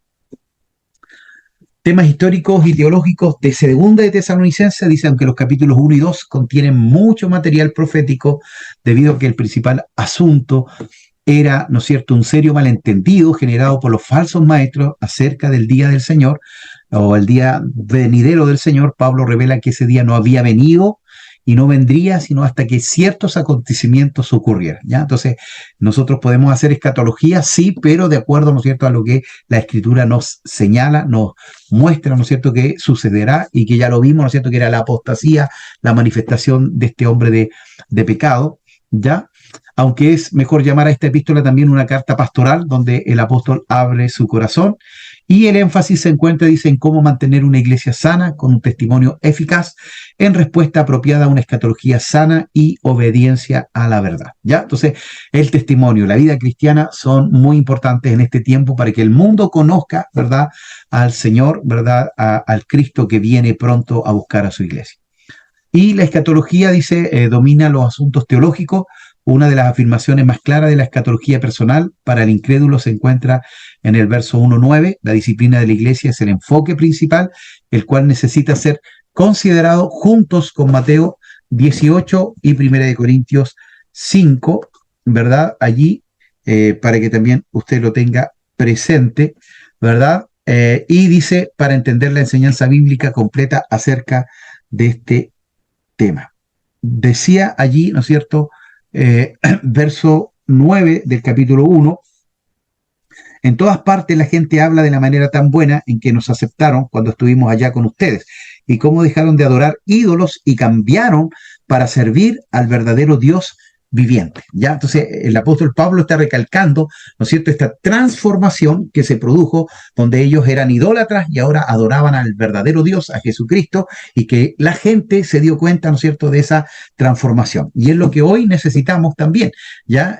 La gente va a conocer al Señor por el cambio que hay en nuestras vidas, ¿ya? Y por eso es tan importante, ¿no es cierto?, nuestra vida espiritual, ¿no es cierto?, pero también nuestra vida, ¿no es cierto?, física, emocional, ¿no es cierto?, cómo nos desarrollamos y nos desenvolvemos en medio, ¿no es cierto?, del mundo.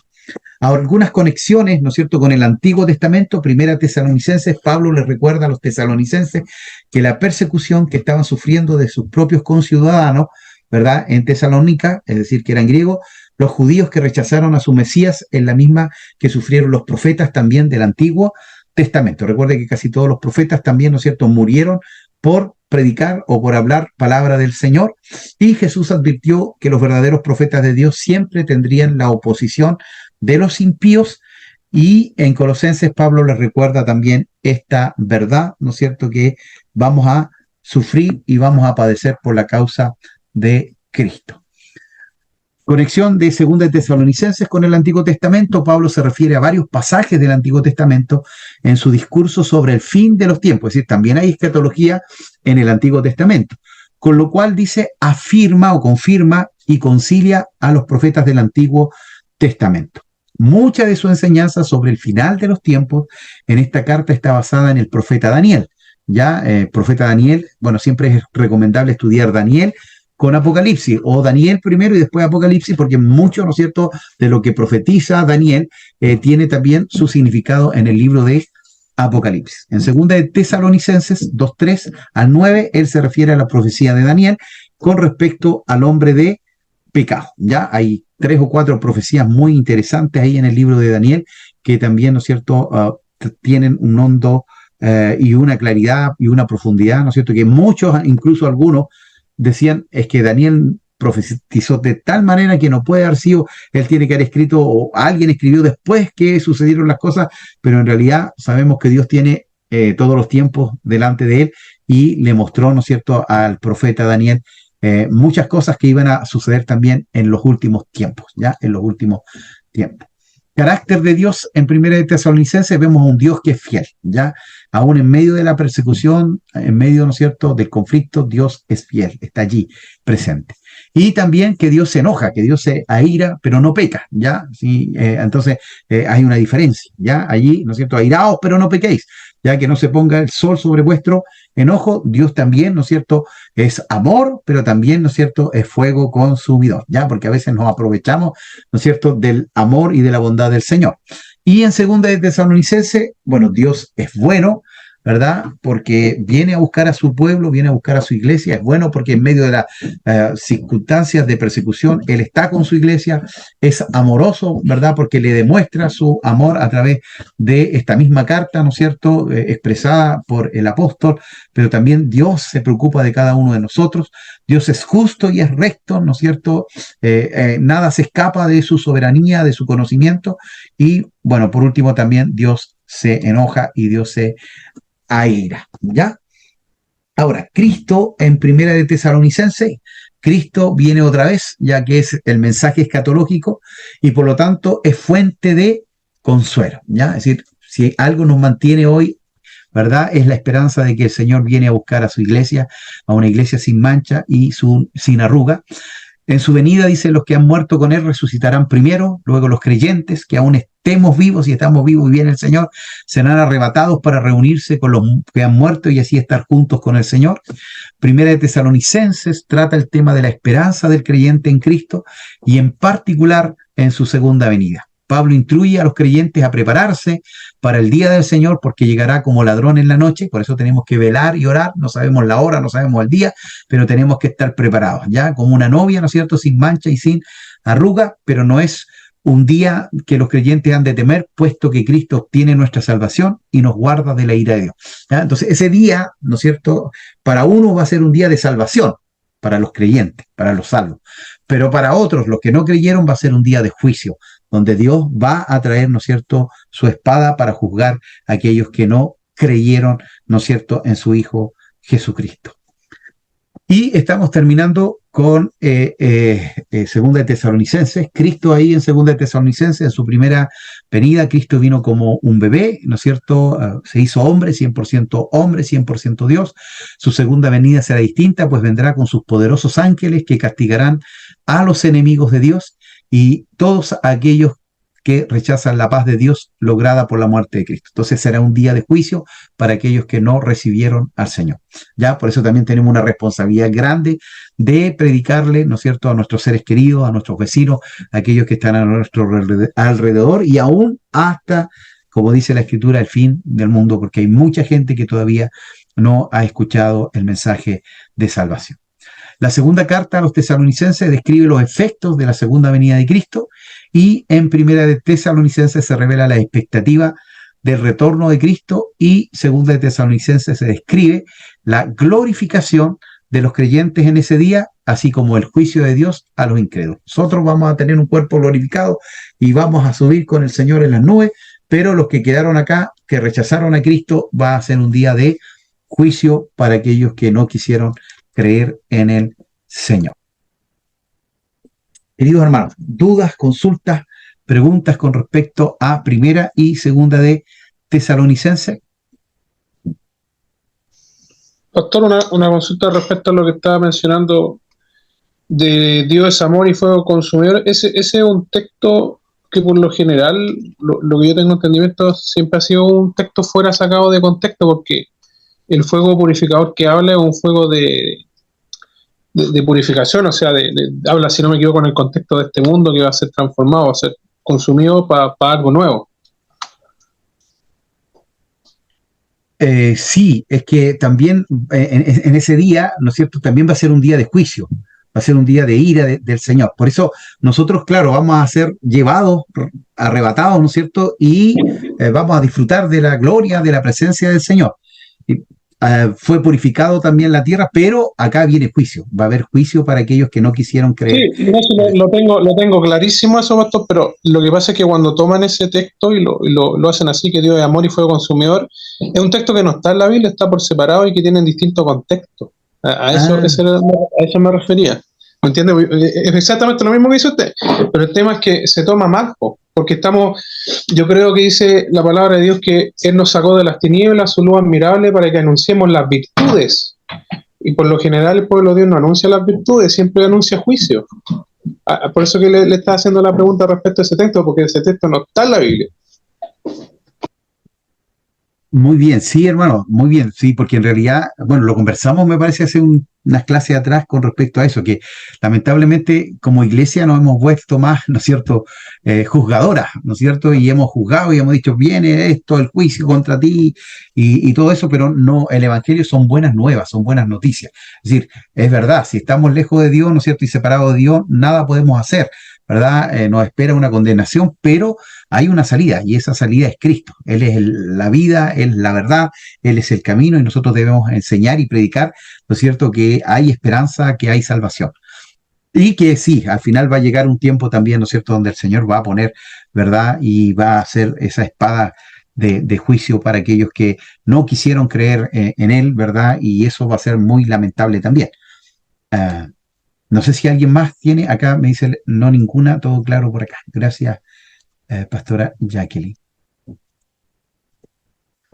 Bueno, hermanos, entonces vamos a quedar hasta acá porque primera y segunda de Timoteo y Tito también, bueno, vamos a ver primera de Timoteo y Tito lo vamos a ver juntos también, porque también son cartas pastorales, ¿ya? Entonces las vamos a ver juntas y nos quedaría, ¿no es cierto?, la próxima semana veríamos primera y segunda de Timoteo y veríamos Tito allí también, ¿no es cierto?, y ya cerraríamos con eso, y la cuarta clase sería la clase de la prueba, ¿no es cierto?, y también veremos un poquito de la teología de Pablo. Recuerden que vimos, ¿no es cierto?, todo lo que era la vida de Pablo, pero vamos a terminar también con la teología que encontramos en los escritos de Pablo, ¿ya? Entonces eso nos quedarían en las dos siguientes clases para cerrar ya, ¿no es cierto?, ahí en la cuarta clase, ¿ya? Una duda, pastor, en esta segunda temporada, por así decirlo, Cartas Paulinas, yo estuve viendo la clase anterior y al final, no sé si se vendría el caso, pero al final de esa clase bueno, esa clase está grabada, por eso le pregunto. Hay una tarea, hay una mención de una tarea, de hacer una cristología. Sí, mire, en el material que yo les mandé en introducción a la epístola, ¿se acuerdan ahí? Estaba el plan de curso. Y ahí en el plan de curso aparecía cuáles eran las tareas designadas para cada módulo. Entonces, puede que yo me haya equivocado en... Espérame un poquito. Aquí lo vamos a buscar enseguida.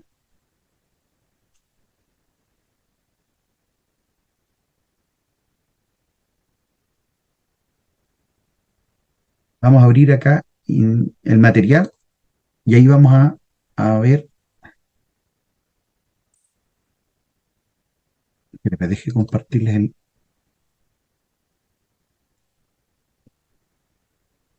Entonces, acá aparecen las tareas. Mire, en el plan de curso. Entonces, claro, cuando hicimos la introducción, y ahí algunos, claro, se perdieron, que era el módulo 1, era el informe de lectura y resumen del material escrito. Esa era introducción a la epístola. El que terminamos hace una semana atrás era un estudio teológico sobre la eclesiología de Efesios. Ese fue en el módulo anterior, y en este módulo, en el módulo 3, sería la cristología de Colosenses. Ahí está, Cristología de Colosenses. Quizás en la grabación yo puse, me parece que fue Eclesiología de Efesios y ahí me equivoqué, ¿ya? Y el examen final también en cada uno de los módulos. Pero esta sería la tarea para este módulo, ¿ya? Cristología en el libro de Colosenses. Ahora, recuerden, es simplemente leer el libro de Colosenses y ver en cada parte donde hace referencia al Señor Jesucristo. Entonces, Jesucristo es tal cosa en este versículo, Jesucristo es esta, ¿ya? Entonces, sacar todo lo que dice Colosenses con respecto a el Señor Jesucristo. Pastor, ¿solamente primera o segunda igual? Y la fecha de entrega, nada más. Con eso que yo... Sería en 2 lunes más, que viene a ser, déjenme mirar aquí el calendario, sería el lunes 20 de noviembre. Ahí cerraríamos el módulo y ahí serían las tareas, ¿ya? Y la cristología en Colosenses, ¿ya? Colosenses. No en Primera de Tesalonicenses, sino que en Colosenses. ¿Ya? Porque ustedes hicieron ya un informe de lectura la primera vez con todos los libros, así que es más que nada que ustedes vayan extrayendo de Colosenses lo que tiene referencia al Señor Jesucristo. Ok, mis queridos hermanos, entonces oramos al Señor para que puedan descansar también hoy, ¿no es cierto? Bueno, al principio orábamos y en realidad el fin de semana para los cristianos no es mucho descanso, ¿ya? Entonces como que el día lunes es como un día más tranquilo y hoy día para mí fue un día bastante también agotador, así que esperamos en el Señor, ¿no es cierto?, que la semana sea un poquito más quieta, más calma. Así que oramos al Señor. Padre, gracias por tu amor, gracias por tu fidelidad. Gracias, Señor, por estas cartas que el apóstol Pablo escribe a la iglesia de Tesalónica y que también son para nosotros, Señor, que muchas veces quizás hemos malinterpretado, Señor, y que a veces también nos hemos olvidado de que tu venida, Señor, está próxima, pero también, Señor, debemos vivir una vida en integridad, en santidad, Señor, y que debemos predicar, Señor, estas buenas noticias de salvación para aquellos que no te han conocido. Bendice la vida de cada uno de mis hermanos, sus familias, sus casas, sus iglesias, donde ellos se congregan, Dios mío, y que también sea un tiempo de bendición y de edificación, Dios mío, el hecho de haber estado participando de estas clases y pasar por todas las cartas del apóstol Pablo, Señor, a la iglesia primitiva, donde puso tanta enseñanza y tanta doctrina. Gracias, Dios mío, te honramos, te bendecimos y te damos honor y honra a ti. Danos un descanso reparador y nuevas fuerzas para seguir cada día sirviéndote y llamándote con todo nuestro corazón. Oramos en el nombre de Jesús. Amén y amén. Que el Señor les bendiga a mis queridos hermanos, que descansen. Igual, bendiciones para todos. Chao. Chao, mis hermanos.